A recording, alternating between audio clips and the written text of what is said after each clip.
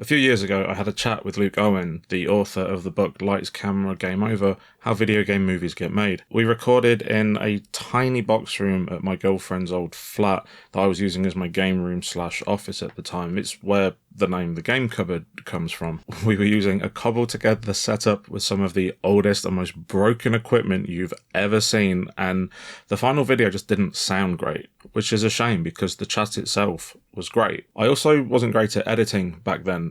Not that I'm particularly good now, but the video itself just wasn't fun to watch. See for yourself. Of production histories of the sci-fi movies that didn't get made. So it was like the Spider-Man movie, the James Cameron Spider-Man movie, and like Roger Corman's Fantastic Four, and then how they tried to do the Silver Surfer movie in the 1990s, and things like that. I've learned a few tricks since then though, so I've decided to go back to this interview thing we did and have another crack at it. Unfortunately, among the numerous PCs and hard drives that I've used in the years since, the original audio footage has gone missing. So I've had to use the audio from the already finished old video. But I've done what I can with it, so here it is again. Oh, and please bear in mind, this was originally recorded in 2018, so a lot of the future things that we talk about have either happened differently, or not happened at all. So with that out of the way, please enjoy this new take on an old video.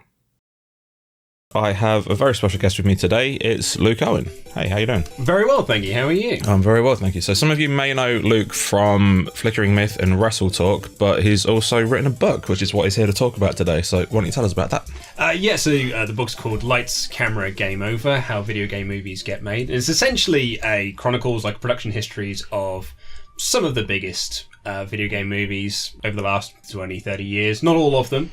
But I found a fair few. Yeah, I thought the key ones, or at least the ones I could get interviews for. Now, you sent me a copy of it to read, and I'm so grateful that you did, because this just sounds like I'm blowing smoke up your ass, but it is legitimately one of the best books I've read in a long time. Oh, thank you very much. I really appreciate that. It's just amazing. Like, I'm big into movies, big into games, and I just love knowing how they get made and everything that goes wrong with them, especially with the bad ones. And a lot of the stuff that you talk about in the book is like stuff that I knew, but then you keep going.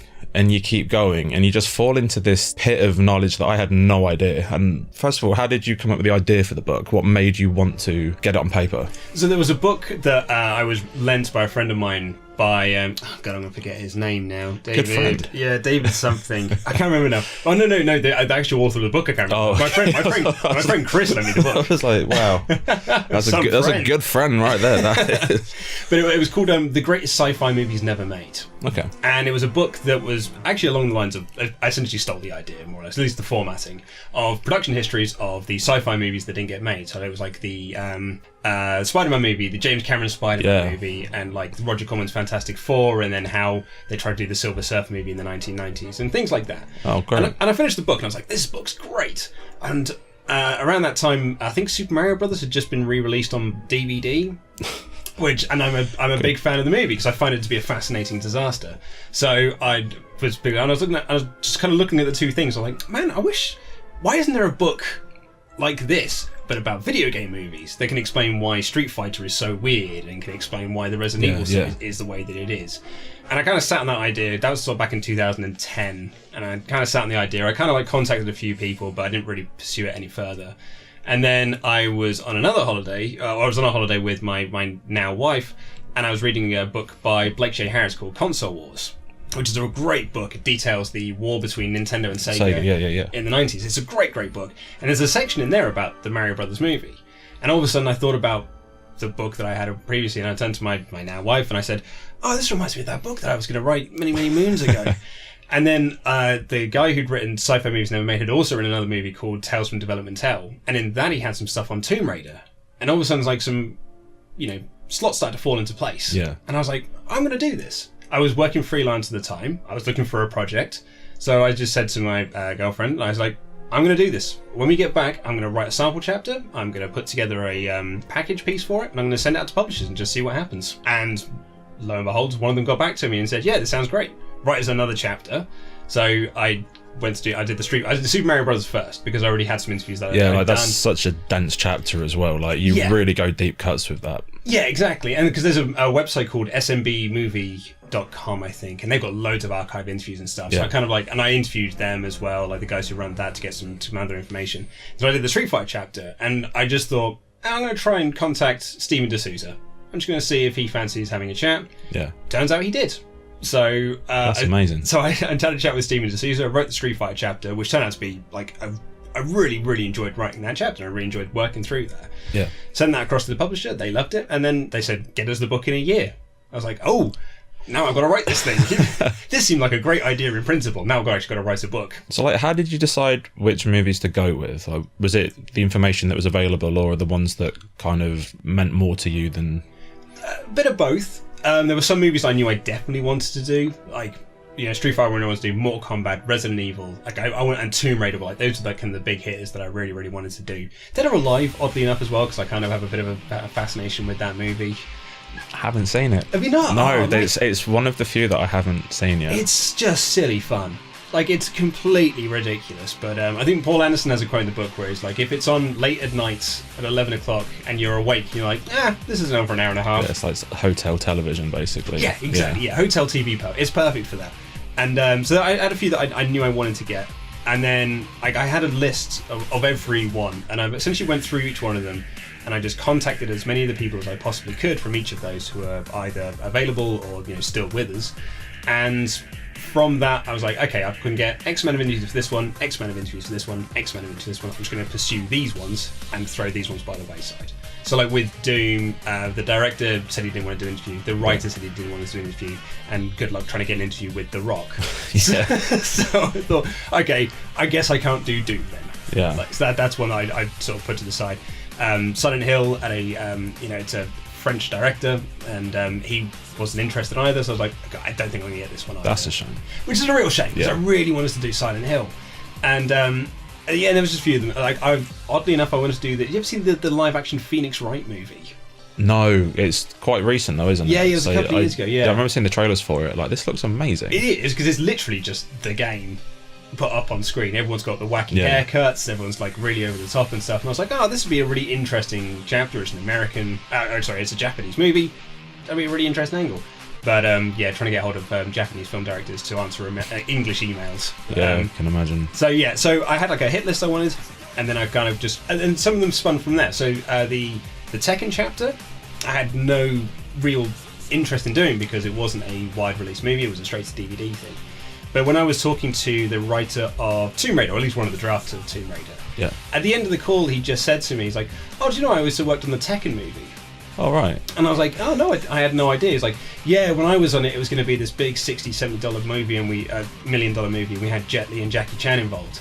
And all of a sudden, my ears perk up, and I'm like, sorry, what? And they were like, yeah. And I was like, oh, cool, can we schedule another call, and we'll have a further chat about this? Amazing. And then, so from that, I interviewed the potential director of that, and got an interview with the producer as well, and I was like, wow, this chapter just came out of nowhere. That's awesome, because that was another really good chapter as well, especially talking about the sequel and how it wasn't actually a Tekken film, but then it was a Tekken film. Yeah. And like it sounds like, well, you said certain ones do just sort of fall into place.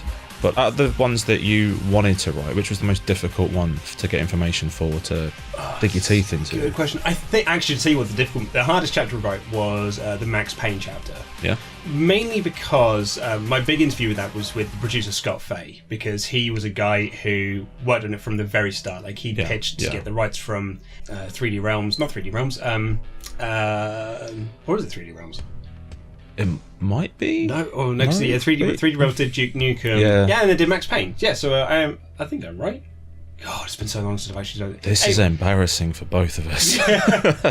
Anyway, so he was like right at the start, like getting it from those guys, and to kind of like build it into this film, and then he essentially got thrown off the film in a very dramatic sense. Yeah. So I was like, this is a brilliant story, but he wanted to make sure that we were going to tell this story right. So the first conversation we had was an hour and a half, and we didn't talk about the movie at all. We just talked in general. Yeah.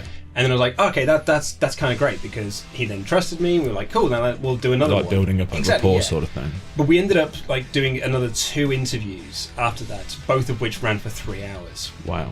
because he had he was a wonderful human being, but he had a certain sense of like he'd start a story, and then that story would end at the end of the production. So no matter where you got to, so you'd say like, okay, let's talk about the start. He would then talk about the start right through to the end. Then say, okay, let's talk about the next step. Talk about that step, and then take you right the way through to the end. Wow. Yeah, so and then he told me like the end of the story so many like multiple times because he would just go off on tangents. He would just think of something else, and we start talking about other stuff. Start talking about movies that are in the cinema at the moment. Talking about movies that he's looking forward to next year.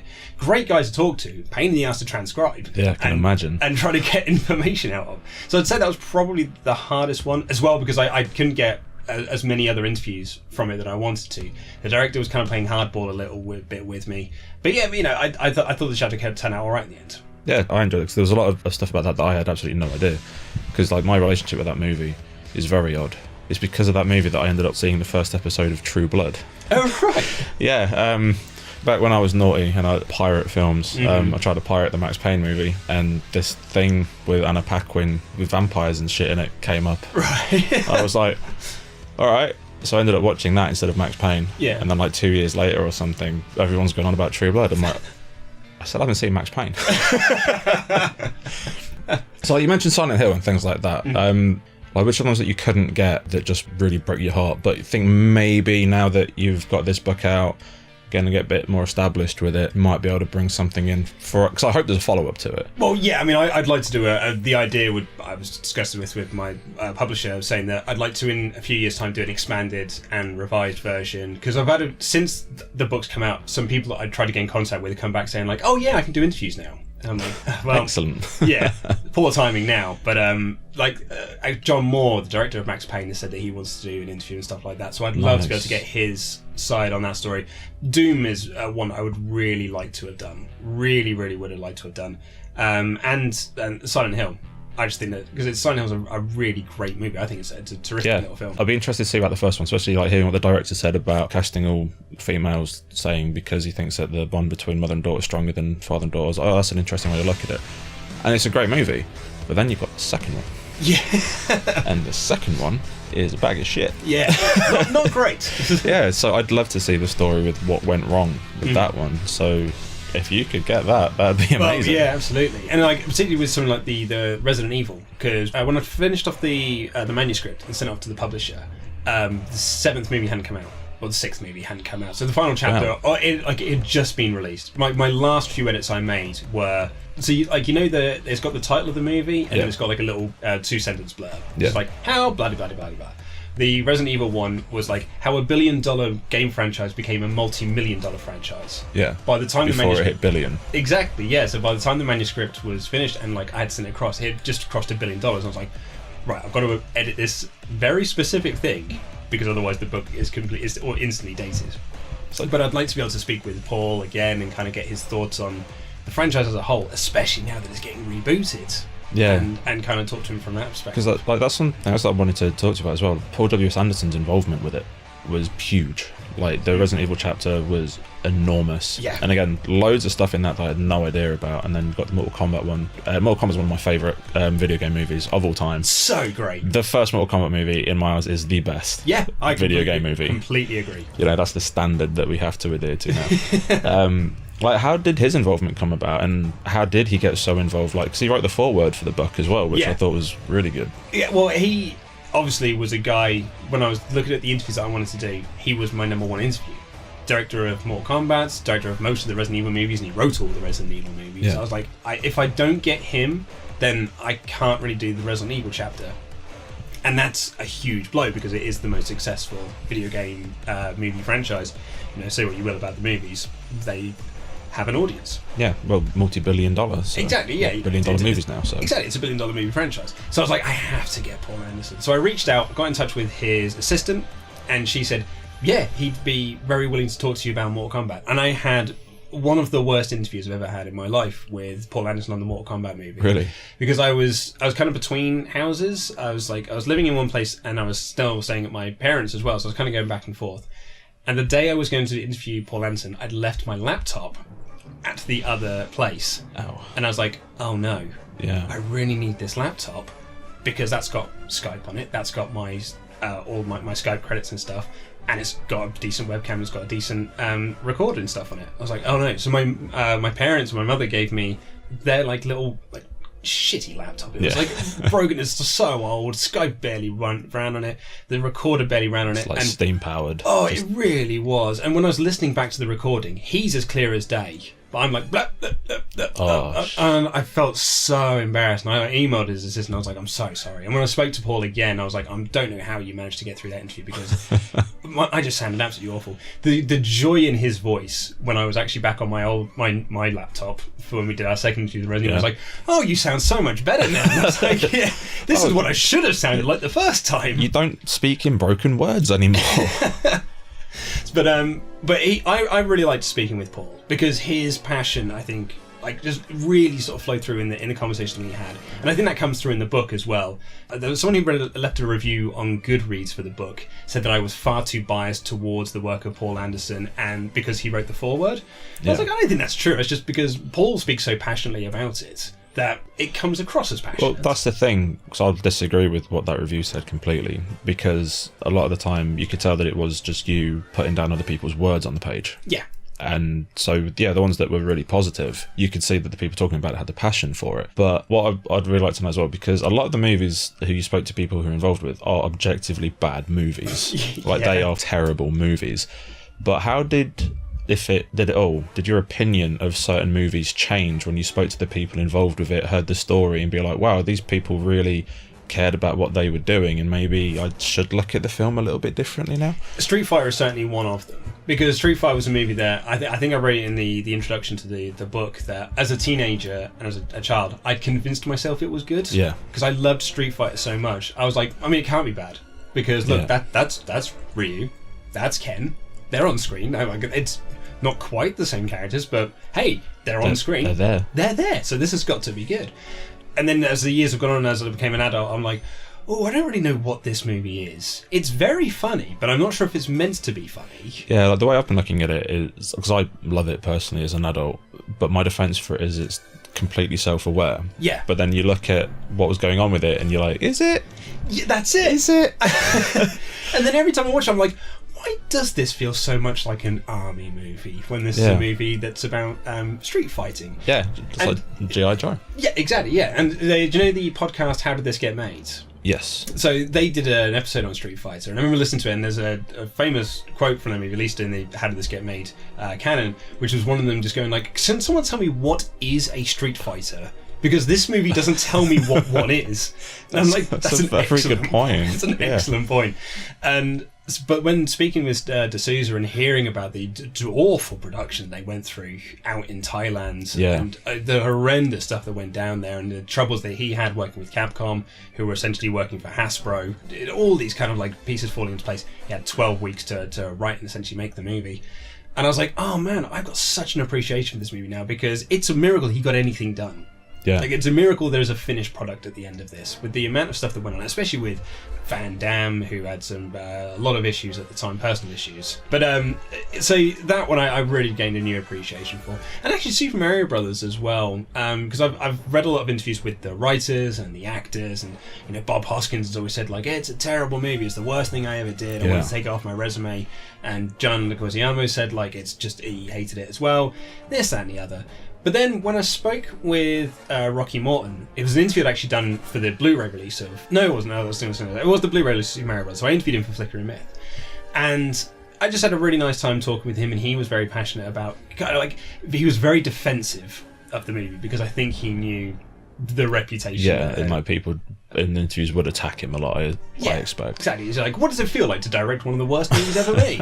And so he was very much on the defensive. But speaking with Annabelle Jankel, who was the other co-director, she was so lovely, and she was very supportive of the book, and she was very supportive of the project. I really wanted her to be happy with it. So I actually was going back and forth. I'd send her the chapter and be like, here, look, here's what I've written. Does this reflect the story that you were looking to tell? And she actually corrected me on a couple of things that have been misrepresented in other interviews, because they've always been, and I think this comes from Bob Hoskin interviews, they've always been credited as a husband and wife duo, which isn't true. They were never married. So this is one of the first bits of text to correctly say they were just partners. They were filmmaking partners. They weren't married at all. Scoop. Exactly, yeah. What a scoop indeed it was, yeah. 20-year-old scoop, but... Put that in your headlines, put that on the poster. So that's one of the first books to get their relationship correct. It's a good tag. Really. It's a very good tag. But so yeah, I got a real appreciation for that movie. Like, they had a hell of a time making it. When looking at the really bad ones, how did you manage to keep your own bias out of some of the interviews? Because I imagine that, so the fear that she had and that her partner had with being attacked for a bad movie, I can imagine that you're talking to someone who's just made this piece of shit. Like, how did you keep your bias out of it without being a bit venomous? In all my emails I sent out to people, I always said that this is not a book that is looking for scoops or scandalous. It's not looking for anything salacious. What this book is just aiming to do is just tell the stories. Just tell the story of how these movies got made from your perspective. And whenever I sat down to interview, like in interviews, I would always start with just like, look, I don't want you to, don't reveal any information you're not comfortable with. I'm not here to put my own personal stamp of what I think of this movie in the book. Just, I want to hear your story. And I think from there, people they're quite happy to just tell you whatever they want to tell you. There's a lot of stuff they want to help out. Some of the stuff that Steven D'Souza told me, he said, can we take this off the record? And I was like, yeah, absolutely, we can take this off the record. It's absolutely fine. But I think it was just a case of I tried not to ask anything personal. I think Paul Anderson thought I was putting my own feelings into it, but actually what I would do is I would say, like, fans have said this, or fans have said it, what did you think of the critical reception or the fan reception and stuff? And I think whenever I asked that, he always thought that that's what I thought, and then he would kind of get a little bit defensive and say, I was like, and at the end of it I was like, well, I completely agree with you, but it's just, these are what some fans online have said over the years, and I wanted to make sure that those kind of things were addressed, because that's the questions that people want to know. Yeah, definitely. Why did you deviate so much away from the source material? George Romero wrote a script that was basically Resident Evil 1 up on screen with some slight changes. You decided to make the Alice movies. So what took you down in that direction?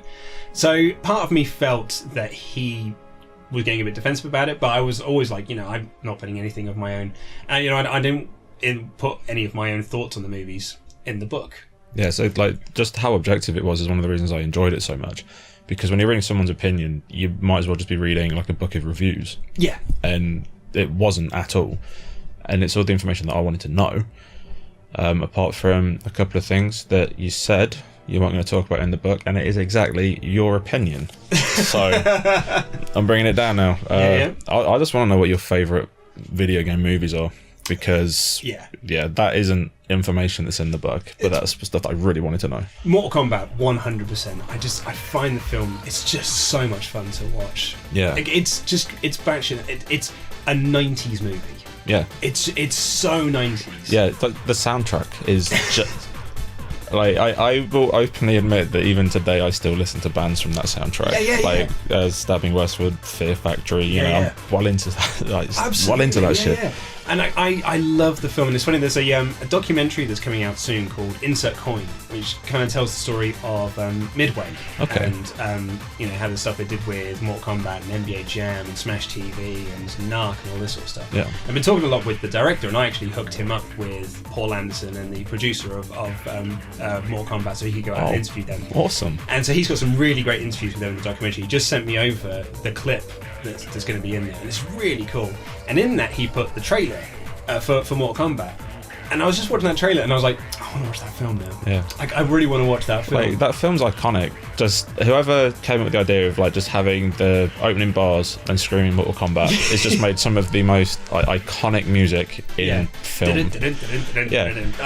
I love it so much, and it's funny as well because that trailer it's that music with the Mortal Kombat logo and the voiceover guy going like Liu Kang, Sub-Zero, Scorpion with quick flashes of them. Yeah. And there's a really great comment from Paul Anderson saying I was in a theatre watching that trailer, and my first thought was, what a really uninspiring trailer.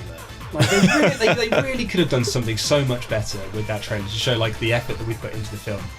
And then I heard a kid about 17 years old and a couple of rows in front of me with his friend going oh my god, Scorpion, Sub-Zero, Liu Kang, they're all here. Yeah. He was like, oh, actually that trailer was really great. It was essentially a toy advert. Yeah. The way it was done is a toy advert. Yeah. But it just worked really well. So Mortal Kombat is definite for me, and Super Mario Brothers, because I always describe it as a beautiful disaster, and I think it really is. There's something about that film that I really love. I don't know whether it's the quirky music, the punk rock aesthetic of it, but I really like Super Mario Brothers, and I really liked Street Fighter to a degree. Like, it's not the Street Fighter movie that I would like to see. It's not the best film. No, but it's enjoyable. It's better than The Legend of Chun-Li.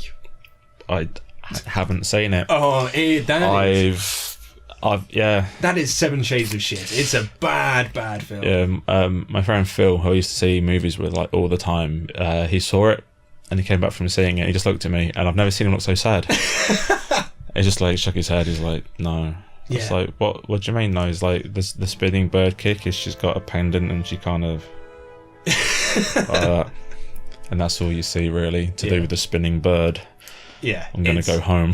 It's a very bad movie, and actually, by comparison, D'Souza Street Fighter looks absolutely fantastic in the process. Yeah, and I will die on my sword here. I will always go to bat for Pixels, for the Adam Sandler movie. Yeah, I remember when Netflix suggested it to me. And I went to Twitter and I was like, fuck off Netflix. And you jumped to its defense, like, instantly. You're like, hey, I like that film. Hey, I think it's all right. It could have been so much better, I will grant you. But, it's fine. Even reading about that was fascinating. And, like, the whole Tetris thing. And then what's going to happen now with the Tetris movie, which is unrelated completely. Yeah. But that sounds weird. Yeah, do you know what? Because it's the same producer as Mortal Kombat. Yeah. So obviously I got to talk to him about talked about Mortal Kombat, and then there's a section at the end of the book which kind of like, here are all the video game movies that are currently in production, which is like many more than I thought. I think that took me about as long to read as the book itself did. So much longer than I anticipated to write that bit. But he, talking about Tetris, so excited, because he's just got this weird idea about it, which is just like, what is Tetris? It's order out of chaos. And I'm like, no mate, it's falling blocks. Yeah. It's falling blocks, they go in a line, they disappear. Like, what are you talking about? It's a puzzle game on the go. And he's like, it's played by 4 billion people across like 1 million different devices. Why is that? Like, because it's a really good puzzle game. Like, like mystery solved. Do we need a trilogy of movies to kind of explain this? Do we need a movie?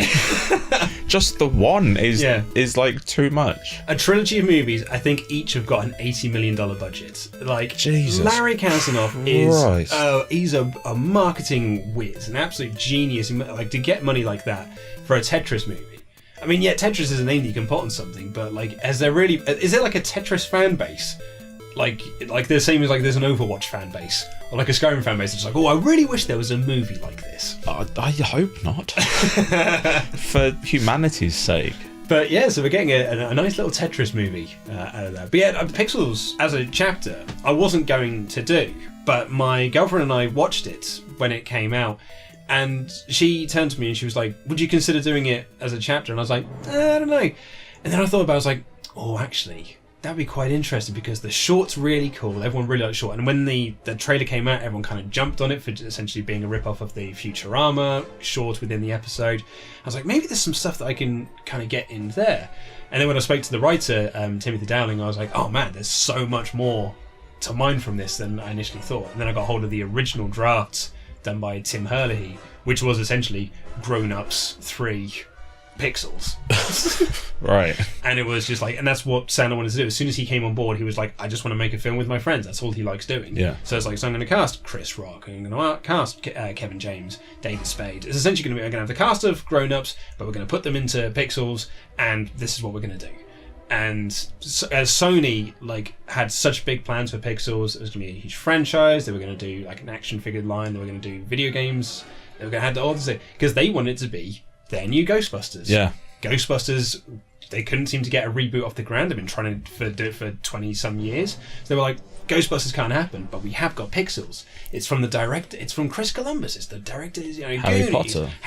Yeah. Home Alone. This guy's great. Like he's a guy that can create this sort of magic. And then what happened, and then the film completely tanked, and we'll probably never see that sequel now. Would you call it a beautiful disaster? Would I call it a beautiful disaster? No, I don't think it's quite a beautiful disaster. An interesting disaster. An interesting disaster. But not a beautiful disaster. Not a beautiful. So we've covered the best. I want to know the worst. I know this is probably going to fuck up any chance that you've got of doing a follow-up book. But yeah, let's talk bad movies. Well, I mean, the ones I know I can definitely talk about that are bad, are at least the ones that the people who I interviewed admitted were bad, like Mortal Kombat Annihilation. I was going to bring that up as just... Like, you talk about the greatest example of a video game movie in Mortal Kombat, and the worst example of a video game movie adaptation in its sequel, Mortal Kombat Annihilation. Yeah. And it was so interesting, because that was what I was very worried about when talking with the producer, Larry Kasnoff, because I was like, I was really enjoying talking with him. We had this great conversation about Mortal Kombat, and I was like, now I've got to talk about Annihilation and like the dreadful opening album. But he was just so open about it, being like, this was a disaster. We did everything possibly wrong on that movie. I made all the wrong choices as a producer. I promoted my DOP, but like that was great because he is a guy, John Arlenetti, who I've since spoken to actually. Was really interesting. He refused to do an interview for the book, but I've spoken to him since for something else. And he said, I promoted our DOP to director, but then I put a new DOP in there. What I should have done was put an experienced DOP in there who could have handled like that side of things, so that John didn't have to like try and train up this newcomer. He said we just promoted up too many people, and then before you knew it, we had the production that was overrun. The writers were like writing so much and scrapping stuff and rewriting so much of it, and like the whole film is mostly, it's all ADR, it's all done in post. All the whole film has come together there. And then one of my favourite quotes from the entire book is from Larry Kasnoff, where he admitted, quite point blank, the movie was released unfinished. They went to do 2 more passes of special effects and sound effects. Because the CGI is just that fight when the animalities happen. Yeah, and he goes like, we had this whole thing planned out, but New Line, the distributors, watched it and said like, man, do you know what? Fuck it, it's going to make a lot of money anyway. Just release it.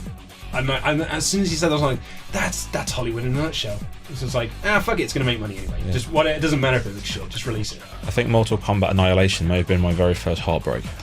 Yeah. Because going back to the first one, I still remember where I was when I saw what that film was. I was watching Games Master. Yeah. And they put a special episode on at 9 p.m. because Yeah. Because they couldn't show it to the kids, so they couldn't have it on at 7. And it was a preview of Mortal Kombat, and it went into it and it showed you Goro for the first time. And as a kid, I was like, holy shit, this is amazing. And that was like, what, 94? 95. 95. Yeah, 95, yeah. Yeah, so I was like 10. And it blew my mind. And then the movie came out, and I had to wait till it was on VHS, obviously. Watched it and was like, this is the best movie I've ever seen in my life. And then a few years later, Annihilation's coming out. I saw the advert for it in the trailer, in the paper, and I missed it at the cinema.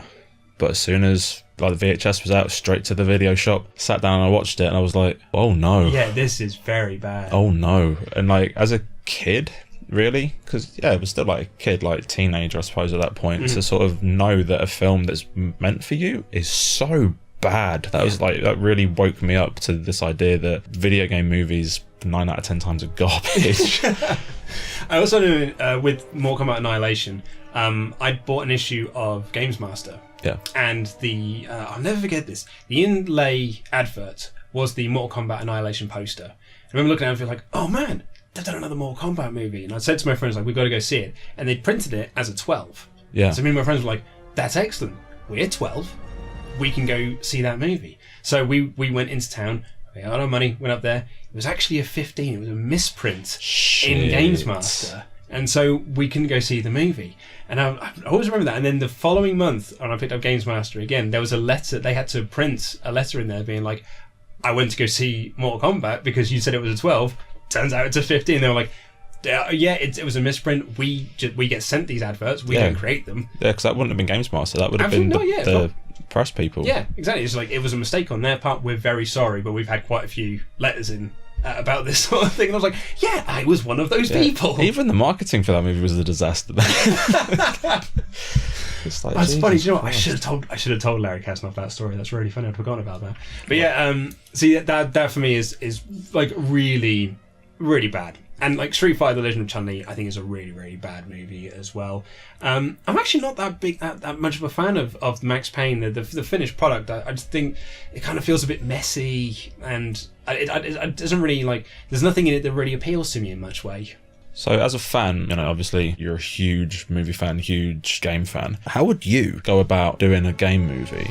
Because I've got a couple of ideas that I think how they should go about doing it. But I'll share that with you in a bit. But I want to hear how you think they should go about it. I'm very interested to hear that. Because I'm always in sort of like two minds of this sort of thing, because I think Scott Fay, producer of Max Payne, kind of like, he had this we had a very long chat about this where he was talking about how it's almost like a poison chalice of like, you're never going to get it right, so almost why bother trying, because you'll never please fans of it, because you either go too much like it or not enough, or too far away from it. So I think I would personally pick something that's very, very small, something that's very low key. I wouldn't pick like a major title. Something like the PS4 Inside. It's like a little puzzle game thing where you're like this sort of like ghostly type boy that's running away from a facility. It's got a bit of like a Stranger Things vibe about it. I think I know it. It's kind of limbo-ish, is it? Yes, yeah. It's a great game, and I really, really enjoy playing through it. It's one of the only games on my PS4 that I've actually finished. It's that and Doom. Well, you're picking some good ones.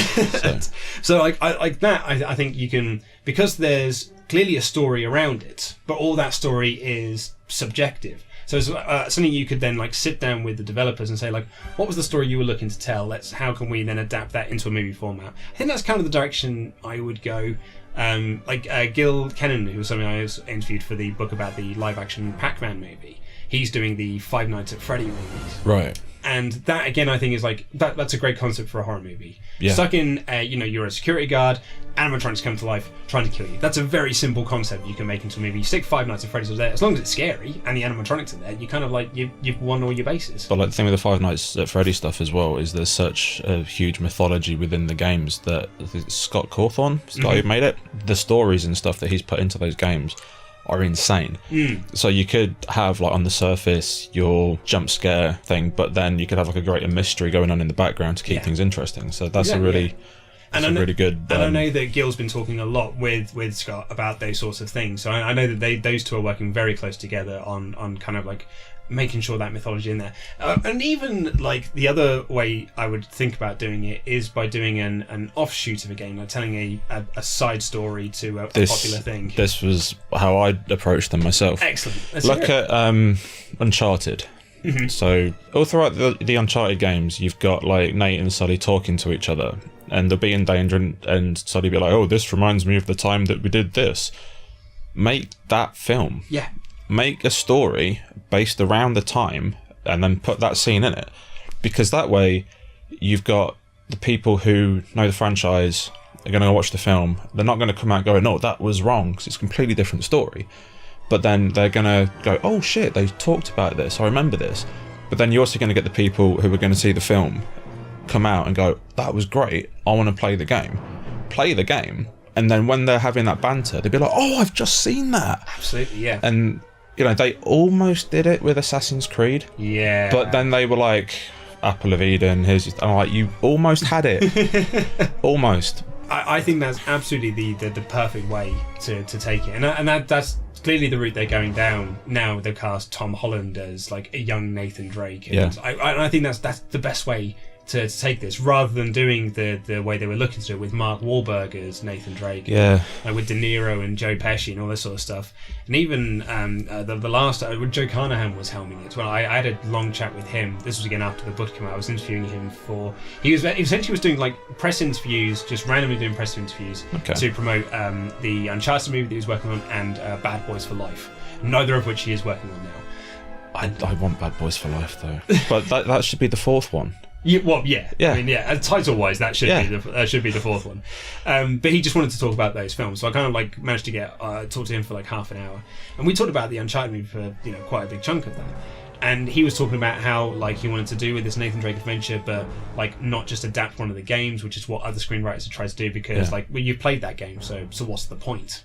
But also because you've played the game and you know the story, any deviance from that, you're going to go, "No, that's wrong. I don't like that." Exactly. I don't remember it being like this. Yeah. Paul Anderson said the same thing about Resident Evil. It was like his example he always gave was like, when I first saw Alien, I was absolutely terrified because I didn't know who was going to live and who was going to survive. Like, I didn't know that Ripley, spoilers, was going to be the last person to survive this movie. He's like, but if you'd have told me Ripley's going to be the last person who survives, then there's no... The tension's gone. Tension's gone.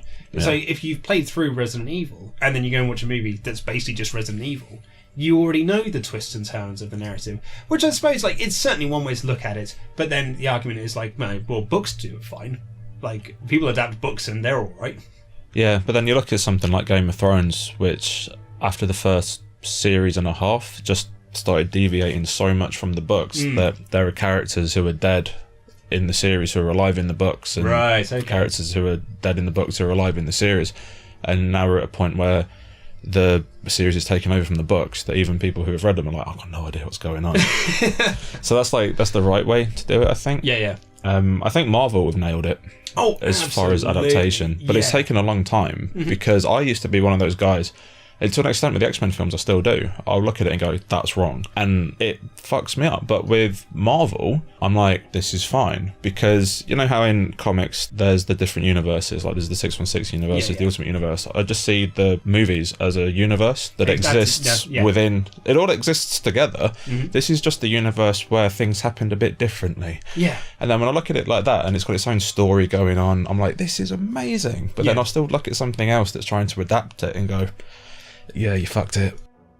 So you mentioned some like unproduced movies as well. Like, how was it getting the information for them? Like, how open were the people involved with those projects? That was, again, kind of like from the Great Sci-Fi Movies Never Made book. I was like, that's a really interesting topic. I want to kind of like pepper these throughout the book. Like, every 2 chapters I want to do a unproduced video game movie, because I find those sorts of stories very interesting.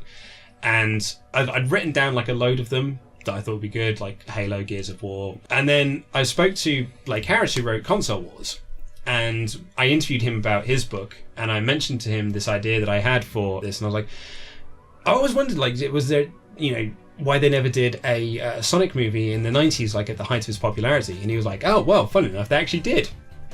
Because I wanted to put that in the book, but there was no room for it, really, because I would have had to take a huge chunk of time to talk about it. Yeah. And I was like, oh, wow. I was like, oh man, there's definitely something in this.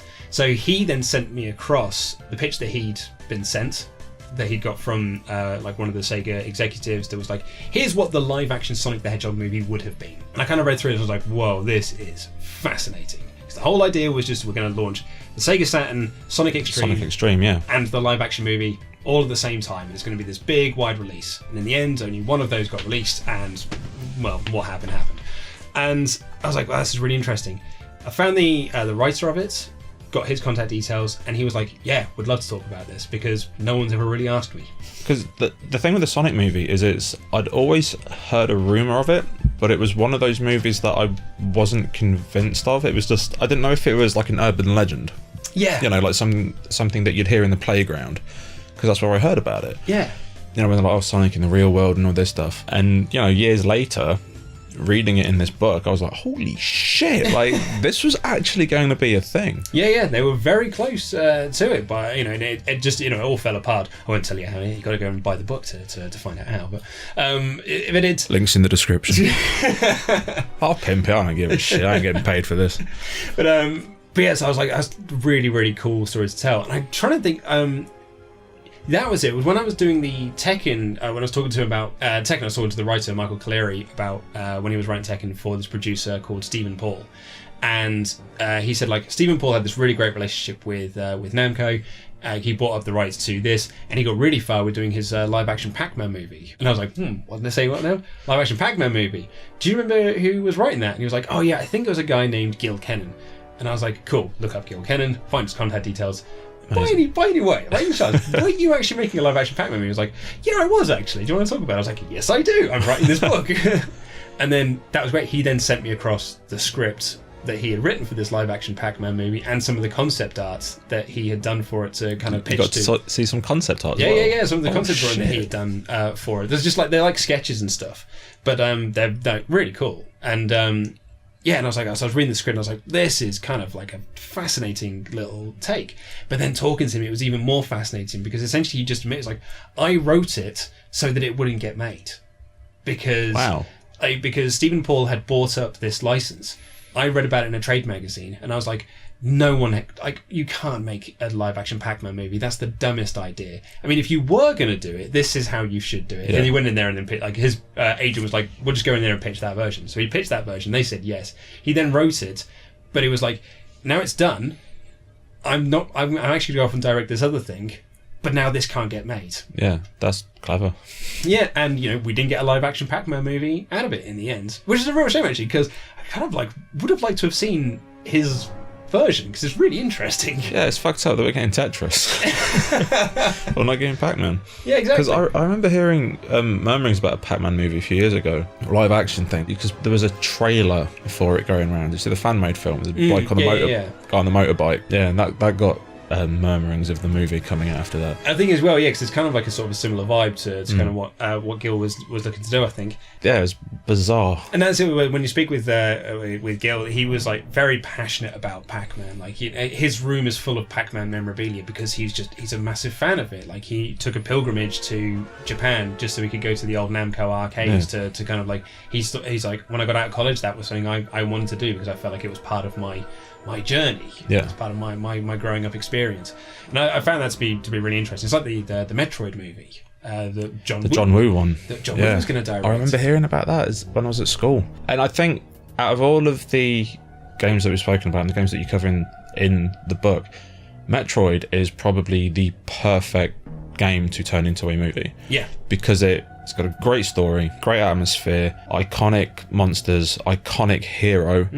Female as well, and it's just all the ingredients are there for an amazing movie. Yeah, and I thought the producer of that was really clever in that he managed to get a seat at the Nintendo table because he had John Woo at his side. But it's like he admitted, because like I never would have got to meet with Nintendo unless I had John Woo already signed on to direct whichever movie we're going to do. And he said we went in there. Everyone always asks for The Legend of Zelda. I'm not going to do that. I want to go in there and ask for something different. I'm going to ask for one of their quote-unquote, their smaller properties that they're probably going to be more likely to be like, yeah, that's fine, you can go off and make that movie. Problem was, he picked one that was so small, at least in Nintendo's eyes, that they had nothing there. Like, if you asked... he said the reason the whole film fell apart, spoilers for the book, is because they would ask Nintendo questions about Samus's backstory, where's she from, what's she like, this or this, and they were like, we don't know. Yeah. She's Samus. She's a character that we put into these games. This is the adventure she goes on, and that's why the whole film sort of fell apart. Really, in the end, the rights expired, and we reverted back to Nintendo. And they're like, well, we can't really go any further. And then they did it with Metroid Other M. That was it. And it's funny, like, so the producer says, goes, if you watch, I played that game, and there is stuff in there that we definitely discussed in the making of the Metroid movie. Yeah, I can imagine that's so frustrating as well, because that game wasn't great. No, it was very poorly received, if I remember correctly. But yeah, because they didn't understand the character of Samus, because that's the thing, it's their character, and they're like, oh, what about this, and they're like, oh, we don't know. But as fans, you're like, she's not this wimpy, oh, okay, I'll do what you tell me. So it's like, no, she's a fucking badass. Yeah, it's like the reason that she can't use shit in other games is because it gets blown off her suit. Exactly, yeah. So what does she do? She gets up and finds it. Yeah. Like, if I drop my glasses, I'm like, well, I'm fucked for the day. But I can't move. Like Super Metroid literally just drops you into this situation. It's like, yeah, by the way, this place is exploding. You need to get right down to there and try to stop it, and then get back. And you're like, all right, okay, cool. And like, as Samus, you're like, let's go. Yeah, it's the same with Metroid Prime. But you go in, check out the ship, then everything starts exploding. You're like, leg it. Yeah, I need to get out of here. But then you get your suit taken away as you're legging it. You're like, oh, come on. Yeah. But the thing with that movie is, even if she was completely powered up, it'd still work. Yeah. Because it's a video game. Like, she's allowed to be completely powered up. That would be perfect for Samus, because she's supposed to be powerful. But you can have some great horror in there as well, and but like creature horror, like on an alien planet, you don't know what's going to kill you. Yeah. Oh, it's a shame. But I wonder if, like, with the Metroid thing, unfortunately, I didn't get a chance to speak with the screenwriter, which is another interview I'd really like to be able to do. Would be that Hollywood thing of just like, well, she can't be on her own. We need to give her a sidekick. We need to put like a team behind her and stuff. And then I think it's when you start doing that, you then start to water down like what makes Samus so special is that she's a bounty hunter. She's on her own, and she's this lone warrior that's kind of powering through things. So yeah, so I always wonder if there's those sorts of things that kind of hang over making a video game. It's like the live action Sonic movie, which is like, well, it can't just be Sonic. He's got to have a live action kid sidekick that he's also working with, and the kid's sidekick's got to have its own story and all this sort of stuff. It's one of the reasons I don't think that a Zelda film would work, unless they did it like Kubo in the Two Strings, which is basically a Zelda film. Yeah. But with Link being like a silent protagonist. Yeah. You can't have a dude not talking for an hour and a half, 2 hours while going on this epic adventure, and then you run into the danger of maybe having Navi or so funny. I'm very unfortunately referred to my wife as Navi because she married you. When I explained to her the concept, she was like, "Oh, that's really mean." It's because sometimes we'll be walking along, she'll go like, "Hey, I'm trying to catch up with you," because I'll be walking along fast. And I was like, whenever you say like, "Hey," I was like, I just hear Navi. He was like, "Hey, listen." Yeah. And I'm like, "Oh God, it's Navi. I'm being followed by Navi." Luckily, my girlfriend, when I'm walking ahead, she doesn't say anything because she's too busy looking at her fucking phone, playing Pokemon Go. Yeah. Oh, that's relevant. Ryan Reynolds, Detective Pikachu. How mad is that? That's crazy. There's two directions you could go down with this. I was also going to make the point as well, is that at least with Link, you do have a voice track to go with, because you've got "Excuse me, princess." Like, just do that version of Link. Yeah, the cocky teen hero. Exactly. That's the version of Link we all like, right? That's the one we all really grew to. Sure. But yeah, like Ryan Reynolds, like, are you going to go... like, just have Ryan Reynolds say Pikachu, which is the way I hope they do it, because that's just a great use of Ryan Reynolds. Well, it's like Vin Diesel and I Am Groot. Yeah, perfect. Because like Ryan Reynolds can take that so seriously and just go in there and doing these lines. I'd love that. Or do you go down the route of like, it's the latest Pokemon movie they do where Pikachu just starts talking? Yeah. And like, just do that. Let's just like really mess with people's minds. I think that's the route they're going down. Oh yeah, the actual talking, because it's the detective. It's Sherlock Holmes, but a Pikachu. I was gonna say, because I've never played Detective Pikachu, or like really seen. The first time I heard of it was when I was doing that final chapter for the book. Yeah. And I was like, oh, and someone's picked up the rights to do Detective Pikachu, and it should be coming out in 2018. And I was like, wow, that's next year. Yeah, that's really quick. And so I don't really know like what Detective Pikachu is or what it like. I'm in your boat. World. I've literally just know from what I've read in the articles, because for a while people wanted Danny DeVito to do, and to be honest, I'd be down for that. Yeah. Just stick him in a suit. Don't even mocap it. Yeah. Just stick him in a little suit. Just I'm Detective Pikachu. Hello, I'm Detective Pikachu. Yeah, but make sure he's Frank from It's Always Sunny in Philadelphia. Yeah, just go full on Danny DeVito. Yeah. That's amazing. I love watching that clip of like the reveal that Pikachu starts talking. You ever seen that? It was like when it first shot. I didn't see it. I kind of, because I saw people going on about it on my Facebook page, because I've got some hardcore Pokemon fans on there, and they were like, "What? No," and people were losing their mind about it. Yeah. And I'm like, I don't know if I can do this to myself. I'll probably watch it when it's out, like on Blu-ray or something. But because I think like someone was filming at the back of a theatre, I guess like one of like the first screenings or stuff they did, and when he starts talking, there's this audible gasp, and then a lot of people going like, "What? Pikachu, why won't you get more Pokemon?" It's because. What the fuck? I always want to be with you.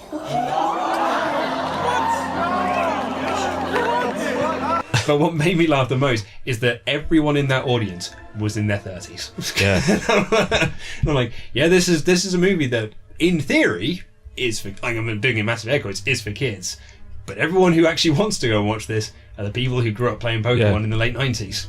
Carrying on with like talking about upcoming stuff, like upcoming game movie projects. One that I'm really interested in is Metal Gear Solid. Oh yeah, Jordan Voight Roberts. Mm-hmm. Did you hear he got the job? No, I didn't. He's a huge Metal Gear fan, and he basically wrote a manifesto. Like, he has a folder like this with, this is how you adapt Metal Gear. Things that you do, things that you don't do, blah, blah, blah. He ended up talking to the people who were getting it underway. So he took this to them, like the producers and the writers, and he was like, this is how you do a Metal Gear movie. But I don't care if I direct it or not, but please just look at this, because I just want it done properly. I'm not saying that I should do it, but feel free to use my years of work, basically. And they were like, well, you want to do it? And after seeing Kong Skull Island, I'm like, I think he can do the action and the sort of the political overtones. And absolutely, yeah. I mean, I loved Kong Skull Island. Like, it's might be my favourite film of the year. So, like, wow, it's big talk. Yeah, I mean, I absolutely loved it. But like, I will just, I will let him direct absolutely anything, particularly with that beard that he's got. Oh yeah, and you kind of see like how fun he is as well. Yeah, but there's genuine passion there as well. Because he came on and he did the on his trailers for Kong Skull Island, and he did take the CinemaSins very personally.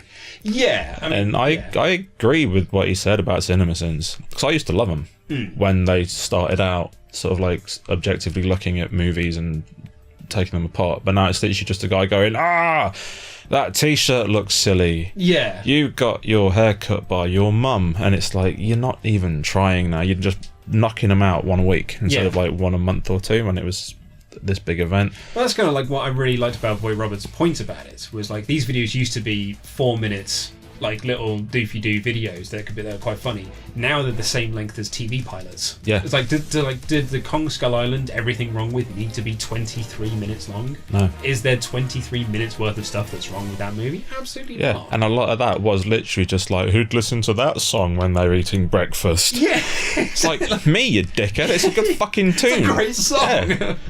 Credence every day, every meal. And it's just like, and it's things like, where did all these helicopters come from? And you got Jonathan Roberts on his trailer just going like, it's a helicopter carrier. Like, where do you think they came from? But yeah, I'm definitely looking forward to seeing what he can do.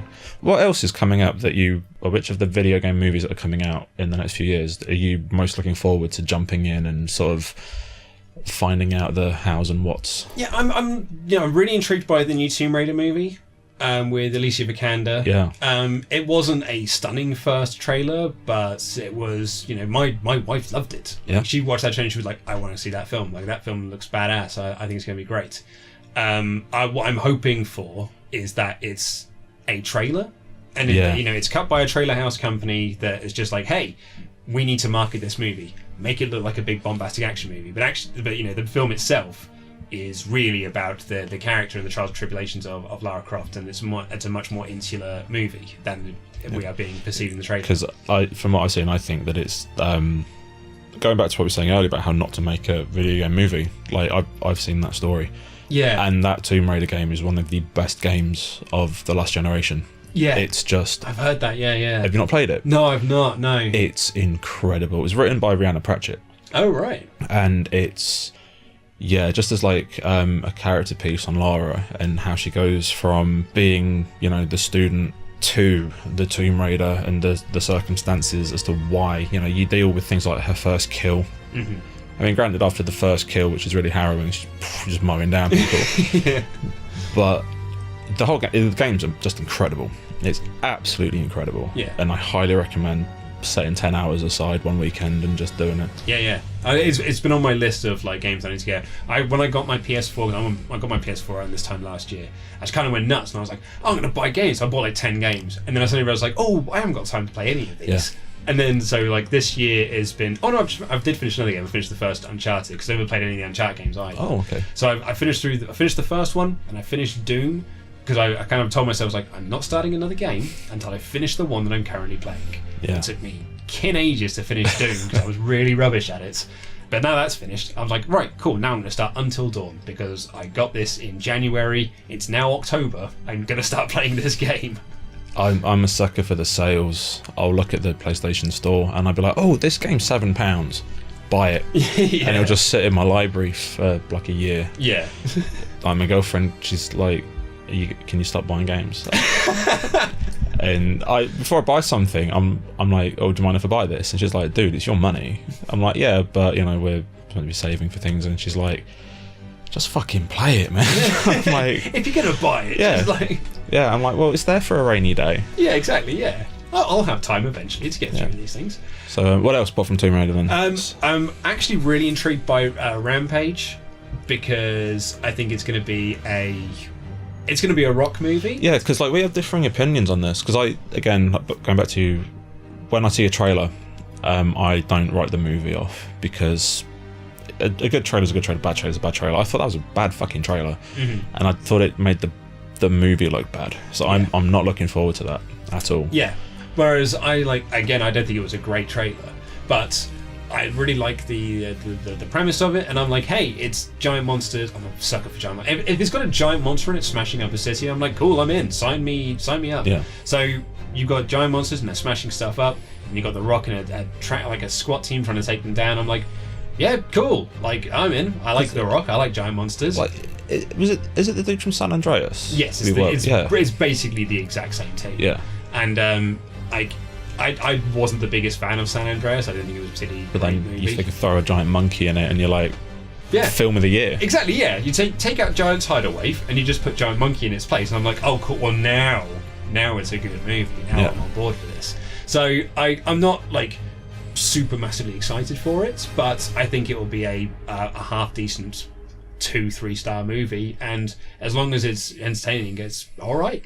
So yeah, we've been banging on for a while now, so I think we should wrap it up. So thanks so much for coming on. Like, you are very welcome. We've been trying to get this interview, conversation, whatever it is, set up for a very long time. Yeah, basically since the book came out. Yeah, which has been partly my fault.